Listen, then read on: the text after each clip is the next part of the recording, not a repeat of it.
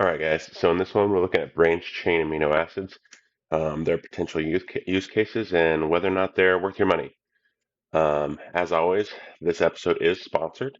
Um, this episode is sponsored by Charlie Brown Christmas, specifically Linus and Pigpen. This episode is also brought to you by the number 42. If you know, you know. So without further ado, let's get into it. So, what are branched chain amino acids? They're essentially three of the nine essential amino acids that are required to keep you alive, build muscles. When you burn the roof of your mouth, they repair that, things like that. They're required for the functions within the body that require building, essentially. And all essential means is that your body can't make them, whereas some of the other amino acids, your body can synthesize them out of other structures. One of the ones that gets a lot of hype is leucine because it's a precursor to muscle protein synthesis. But technically speaking, if you think about it, which we'll get into a little bit later, most of these are a precursor of muscle protein synthesis because if you don't have enough of one, muscle protein synthesis stops. But again, I'm kind of putting the cart before the horse here. So, what is the theory behind taking branched chain amino acids?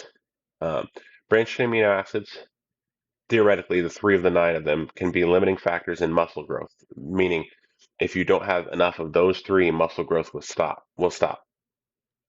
So if you increase the amount of those three amino acids that you're taking, muscle growth can continue on. We'll go through kind of the pros, the cons, and safety profile, and whether or not we think this supplement is worth your money. Looking forward here. Some questions that might be on your mind. Can BCAAs maximize your muscle growth? Can BCAAs limit muscle loss from your diet? Can you take them with protein? And are they worth your money? So we need to take one big step back to kind of look at how muscle's built first. So muscle is always either being built or being degraded. This is called net protein balance. Muscle protein synthesis is going to be that section that's kind of adding bricks to your skeletal muscle. Think like Bob the Builder coming through here. Oh yeah, a little bit of bicep there, a little bit of tricep there. That's muscle protein synthesis. Muscle protein breakdown is, I don't know, whatever the antithesis of Bob the Builder would be. We'll just say Cruella. Cruella comes in and steals muscle away. So it's breaking it down to be used for metabolic processes otherwise in the body. And muscle building and breakdown is essentially the sum of Bob the Builder versus Cruella stealing protein. And whichever is working harder, essentially, is the outcome that you'll get.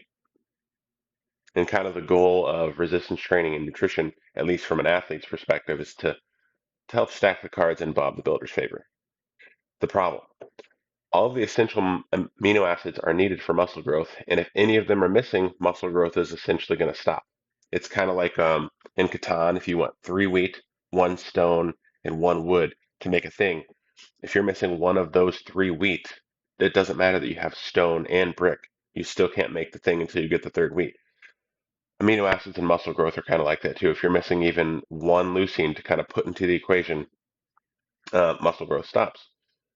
Um, so what this tells us is that muscle growth is always going to be slower than the rate that essential amino acids can be made available because you can't grow muscle faster than amino acids or essential amino acids are made usable. The theory is that supplementing with branched amino acids will increase net muscle gain by increasing essential amino acids and making sure they're available. There's a lot of big problems with this. So the majority of evidence shows that no muscle anabolism occurs with branched chain amino acids. There are some unique cases. If you are in an aggressive calorie deficit and like some contest prep things. Um, but most of the evidence, the bulk of the evidence shows that they do not increase muscle anabolism. This is due to the fact that if you intake three of the nine amino acids, the other amino acids will essentially just become the new rate limiting factor. But there's more problems, or at least some more problems that we can kind of ameliorate with some of these recommendations. So one of the reasons why it doesn't matter is if you have adequate protein intake, you have ample storage of basically all the amino acids, assuming most of your protein intake is complete. So the athletic recommendation for this, give or take, is about a gram per pound of body weight of protein per day. And if you're making most of that come from complete sources, you're great.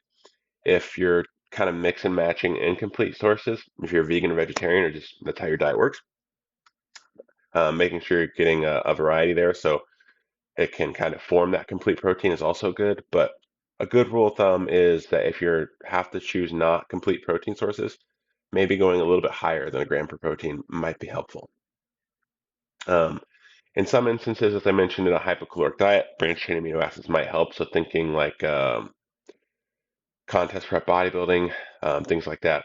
But if you're in a hypocaloric and or protein spared diet, you're generally not thinking for long-term athletics. That's a separate conversation from the bodybuilding we just mentioned.